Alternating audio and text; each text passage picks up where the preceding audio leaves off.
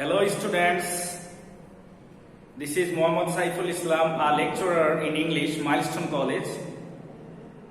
I hope you all are fine by the grace of Allah. I welcome you to our online class. Students, due to unwanted situation, the college is closed. So considering the situation, we have brought online classes for you. I hope if you study our online classes regularly, you will be able to make a very good result. Before going to my class, I want to say something about Milestone College. Students, Milestone is one of the leading colleges in the country. The teachers of Milestone College are also very caring. For that reason, every year, Milestone achieves a very good result. So you can feel proud to study in this college. Okay, let's go to my topic today. Students, today my topic is suffix prefix. Firstly, I am going to the definition of suffix and prefix. The definition of suffix is the added syllable after the base word is called suffix. অর্থাৎ কোনো base ওয়ার্ডের পরে যদি কোনো syllable যুক্ত হয় তাকে suffix বলা হয় আর সাফিক্সকে বাংলায় বলা হয় অনুসর্গ। আমি এখানে একটা एग्जांपल দিচ্ছি, দেখো, মানি ক্যানট বাই হ্যাপি। এখানে দেখো বাই একটা ভার্ব এবং ভার্বের পরে নাউন বসাতে হবে। সো এখানে উত্তর হবে মানি ক্যানট বাই হ্যাপিনেস। এখানে এনি ডাবল এস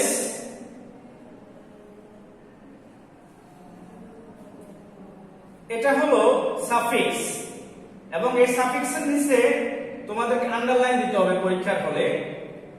সো তোমরা এইভাবে লিখবা, পুরো সেন্টেন্সটাই তোমাদের লিখতে হবে মানি ক্যানট বাই হ্যাপিনেস এবং নেসের নিচে আন্ডারলাইন করবা। এবং আন্ডারলাইনটা আমি বলি তোমরা ব্লু কালার অথবা গ্রিন কালার ব্যবহার করবে। এখন দেখো প্রিফিক্সের সংজ্ঞা। Prefix, the added syllable before the base word is called prefix. অর্থাৎ বেস ওয়ার্ডের পূর্বে যে সকল সিলেবল যুক্ত হয় সেগুলোকে বলা হয় প্রিফিক্স, আর বাংলায় প্রিফিক্সকে বলা হয় উপসর্গ। এখানে একটা উদাহরণ তোমাদের জন্য আছে, দেখো, the rich are sometimes happy, অর্থাৎ ধনীরা মাঝে মাঝে অসুখী হয়। তাহলে এখানে আনসারটা হবে the rich are sometimes unhappy।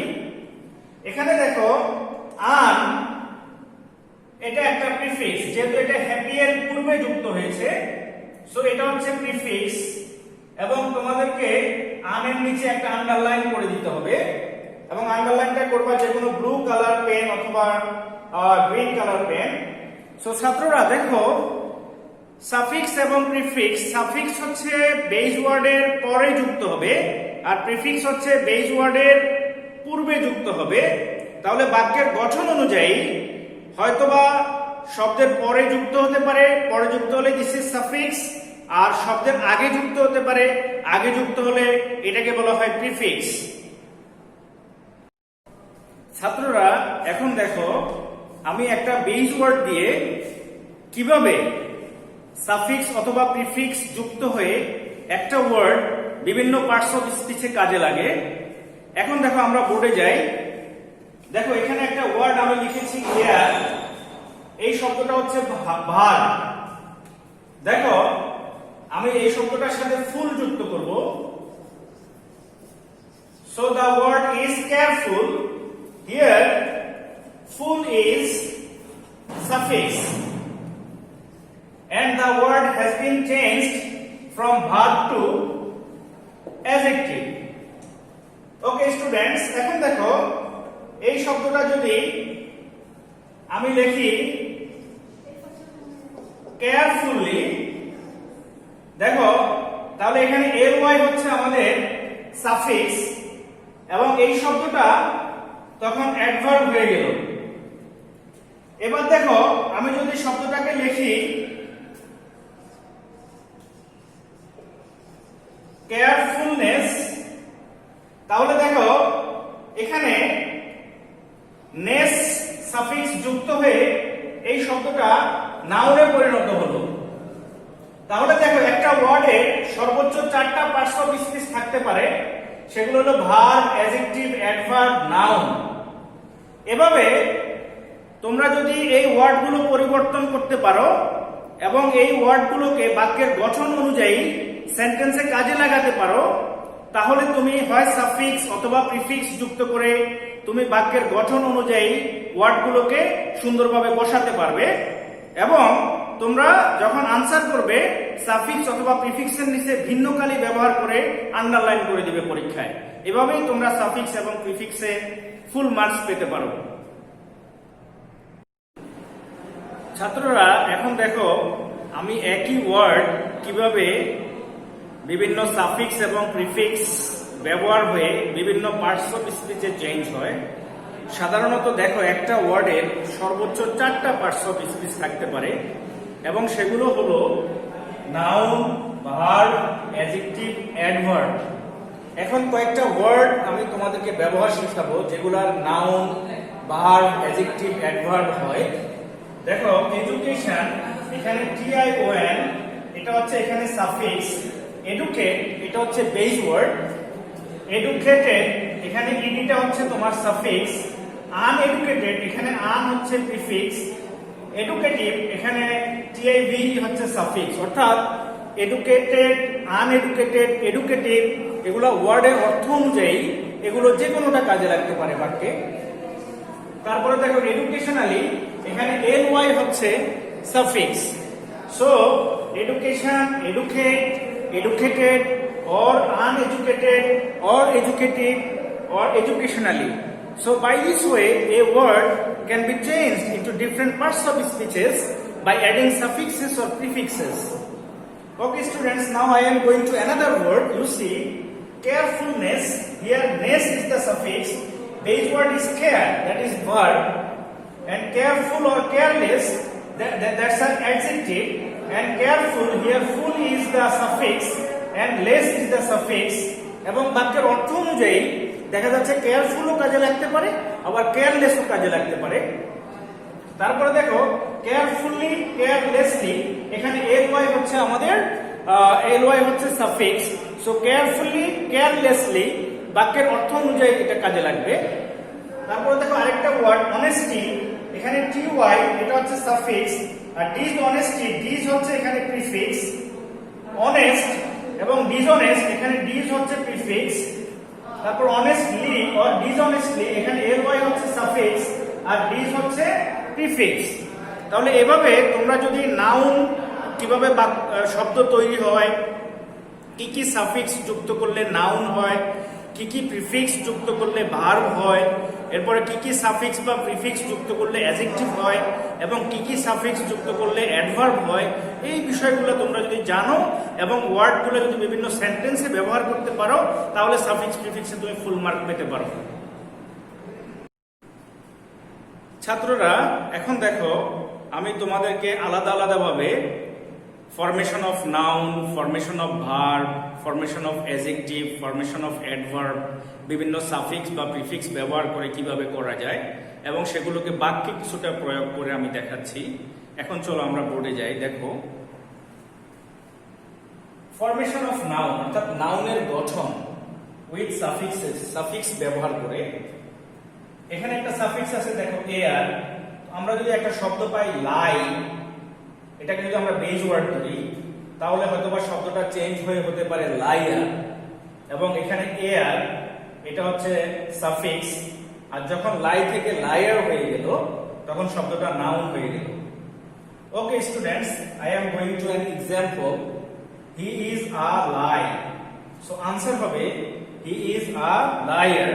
এবং এখানে এয়ার হচ্ছে সাফিক্স এবং তোমরা এয়ার এর নিচে একটা আন্ডারলাইন করে দিবা, সেটা ভিন্ন কালি দিয়ে সবুজ বা নীল। দেখো আরেকটা সাফিক্স আছে ইয়ার। তাহলে আমরা যদি একটা বেজ ওয়ার্ড সিং পাই, এটার সাথে যখন আমি ইয়ার যোগ করব তাহলে শব্দটা হয়ে যাবে সিঙ্গার। এবং ইয়ার হচ্ছে এখানে একটা suffix. I want to be a Singh, এখানে আনসার হবে I want to be a singer এবং ইয়ার এর নিচে আন্ডারলাইন। তো এভাবে দেখো লিস্ট অফ নাউন সাফিক্সেস, এখন একটা লিস্ট দেখো। লিস্ট অফ নাউন সাফিক্সেস আর ment, SION, TION, NESS, EE, IST, AL, AGE, ANCE, ENCE, DOM, hood, ISM, sheep, CY, LOGY, ERY। তো এভাবে তোমরা ওয়ার্ডের সাথে এই সাফিক্স গুলো যুক্ত করে তুমি একটা ওয়ার্ডকে নাউনে পরিণত করতে পারো এবং বাক্যের অবস্থান ভেদে ওই ওয়ার্ডটা যদি নাউন কাজে লাগে তাহলে এই সাফিক্স গুলো তোমরা যে কোনো ব্যবহার করে যেটা যায় ওই ওয়ার্ডের সাথে তখন তোমরা ব্যবহার করতে পারবে। ছাত্ররা এখন দেখো এভাবে কিভাবে একটা ওয়ার্ডকে অ্যাডজেক্টিভ বা কোন সাফিক্স যুক্ত করলে অ্যাডজেক্টিভ হয়, কোন সাফিক্স যুক্ত করলে ভার্ব হয়, অ্যাডভার্ব হয়, এই লিস্টটা তোমরা এখন দেখো। চলো বোর্ডে যাই। দেখো formation of adjectives with suffixes, অর্থাৎ সাফিক্স দ্বারা কিভাবে আমরা একটা শব্দকে অ্যাডজেক্টিভ করতে পারি সেই সাফিক্স গুলো হলো AL, ABLE, IBLE, AN, EN, ISH, ED, AR, FUL, LESS, IVE, LIKE, SOME, সাম। এবার আসে ফরমেশন অফ ভার্ব, কি কি সাফিক্স যুক্ত করলে একটা ওয়ার্ড ভার্ব হয়, যেমন ATE, EM, ER, FY, ISE, IZE, ISH, SE। এখন formation of adverb with suffixes LY, words, WISE। তাহলে তোমরা তোমাদের টেক্সট বুক বা বইয়ে এগুলো শব্দ যেগুলো নাউন, ভার্ব, অ্যাডজেক্টিভ, অ্যাডভার্ব ওয়ার্ডের সাথে এই সাফিক্স গুলো যুক্ত করলে শব্দগুলো বিভিন্ন পার্টস অফ স্পিচে পরিবর্তন হয়।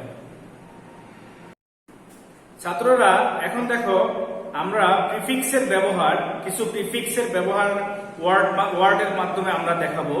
চলো আমরা বোর্ডে যাই। দেখো একটা প্রিফিক্স হতে পারে এবি, যেমন অ্যাবিউজ, এখানে এবিটা হচ্ছে প্রিফিক্স। অ্যাবনরমাল, এখানে এবিটা হচ্ছে প্রিফিক্স।